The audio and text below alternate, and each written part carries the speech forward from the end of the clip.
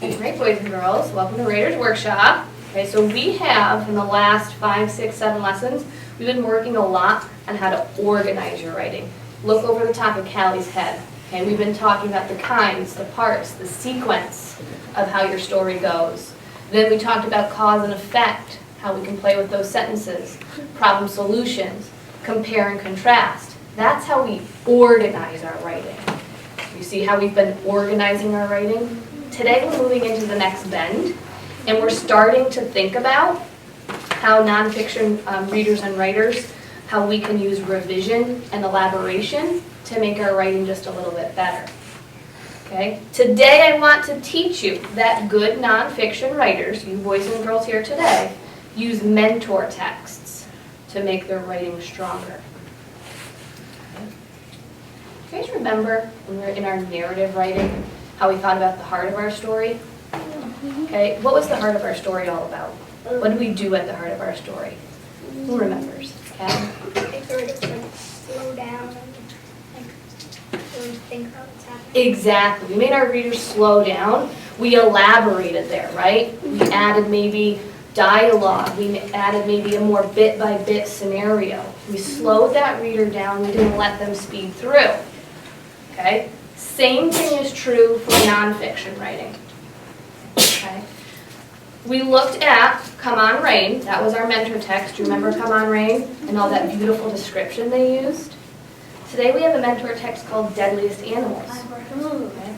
Let me show you an example of how the author in this book, Melissa Stewart, uses elaboration to slow you down and draw you in a little bit deeper, a little bit closer to the story. Okay? Listen first, okay, and then we'll take questions. So the part I'm going to be reading you is about the hippopotamus. Who's ever heard of a hippopotamus? Okay. Kind of have a mental image of how it might look, some things you might already know. Listen for how Melissa Stewart slows you down and kind of draws you in with elaboration. Big and brutal. Hippopotamus. Hippopotamuses are usually gentle giants. During the day, they lounge and they snooze in shallow water holes. At night, they lumber onto land and munch on grasses and leaves. But if a boat gets between a hippo and the deep water or between a mother and her calf, the animal will panic. It may tip the boat and attack the passengers with its powerful jaws. Do you notice how it didn't just throw facts at you? The hippopotamus is this, the hippopotamus is that. But instead she drew you in to almost a time in the life of the hippopotamus. You could almost be there with the hippopotamus as it lounged through the shallow waters. Could you almost see that? Mm-hmm. Let me show you now. Here's the teach part, Jack, because in a minute it's going to be your turn, okay? Let me show you how I did this in my writing and how you might try it today in your writing. So my expert topic was frogs. Apparently I know a lot about frogs. I know a lot more than I thought I did. Okay. I'll read you my original, what you guys are working on now. And then I'll show you how I maybe slowed down, drew you in, elaborated with a few tricks here. So my original sounded like this. Frogs eat a variety of things. Some frogs eat only plants, some frogs eat bugs, and some frogs eat other frogs. Frogs need food to survive. Without food, frogs would become extinct.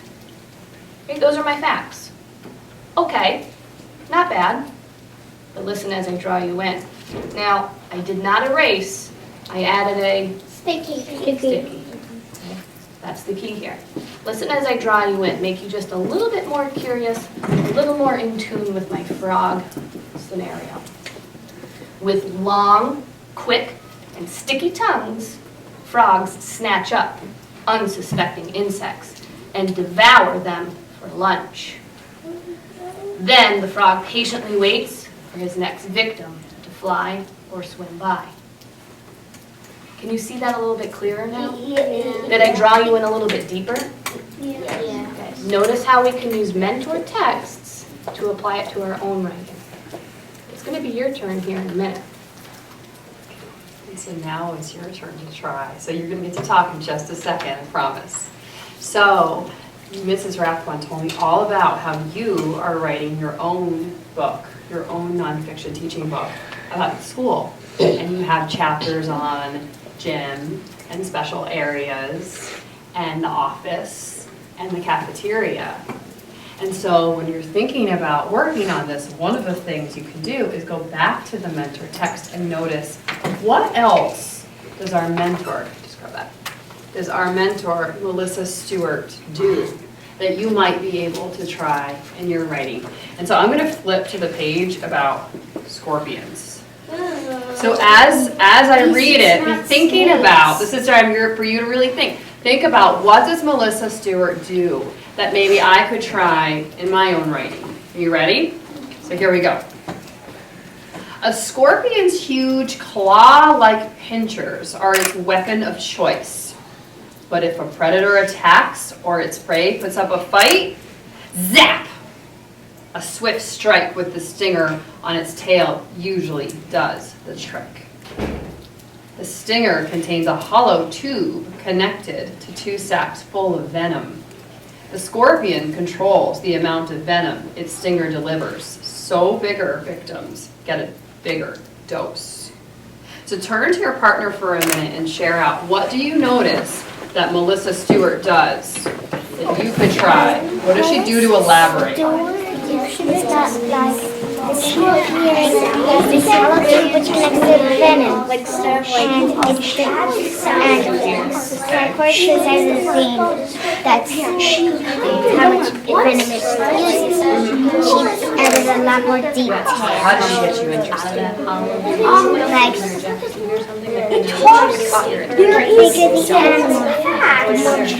It's kind of like the bigger dose of venom it gets. it's not the word It emphasizes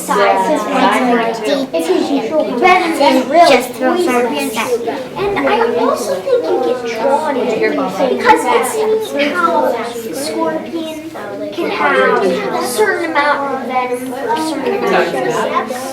And you know it's kind of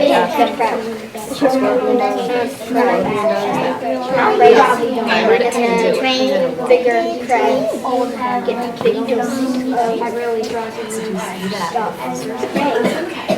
All right, so writers, can you come back together, please? I heard so many smart ideas here. Really nice noticing, because you're really reading like writers today and not just reading like readers.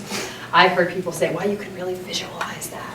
It's almost like a movie in your mind and you can picture what's happening. And I heard people say there's a sound effect. That was pretty cool, right? Yeah. And she also describes it and gives facts. So lots of smart things. Did you hear anything else that I didn't mention? Aubrey said something about she could see the mental picture being painted in her mind between the venom coming out the hollow tube and out that long, what was it, the stinger?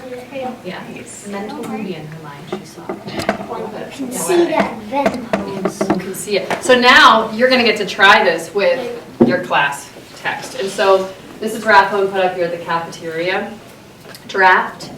I'll read it quickly, and then with your partner, you're going to see, can you try one of these techniques that our mentor author Melissa Stewart uses with this class text. And so here it goes. The cafeteria.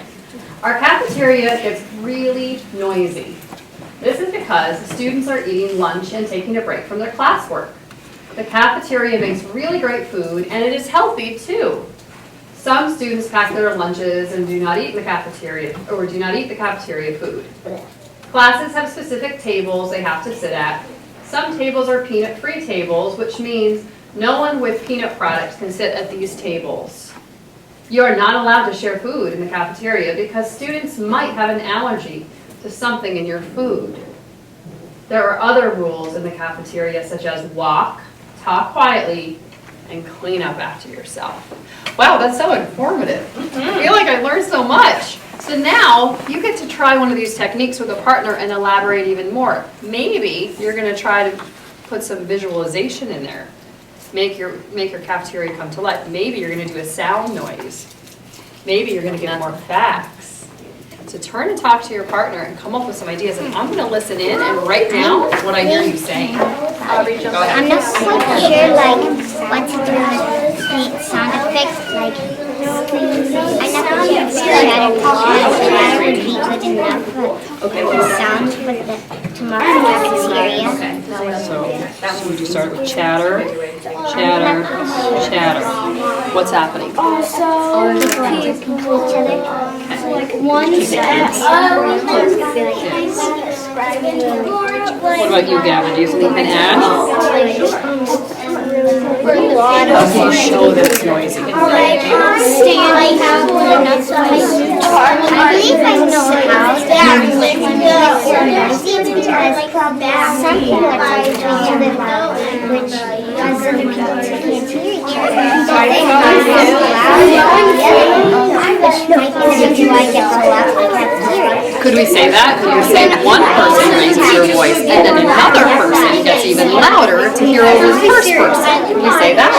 I think so. All right, keep thinking, Gavin. I want you to think too. All right. Okay, what do we have? Not really. And then the sound of There is push it out inside of So like bang, what's the bang? Bang.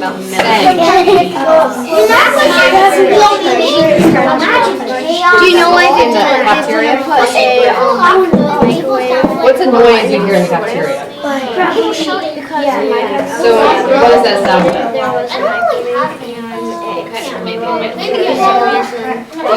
Hey, or something like that. Hey, can we say yells one kid to another? Something like that. And now, Nice.